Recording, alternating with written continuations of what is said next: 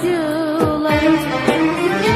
Görmez oldu bak gözlerim, işten çıkmaz acılarım.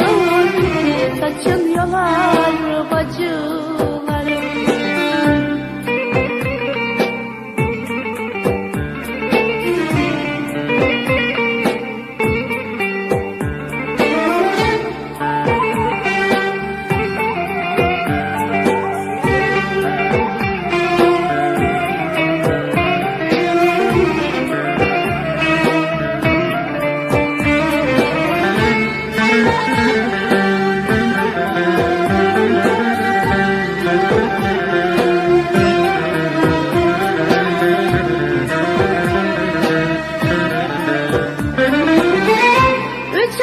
Yavrunu koydun, yengem saçlarını yoldu.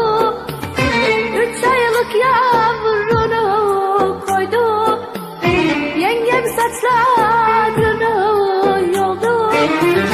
Gözlerime kanlar doldu, işten çıkmaz acılarım. Saçın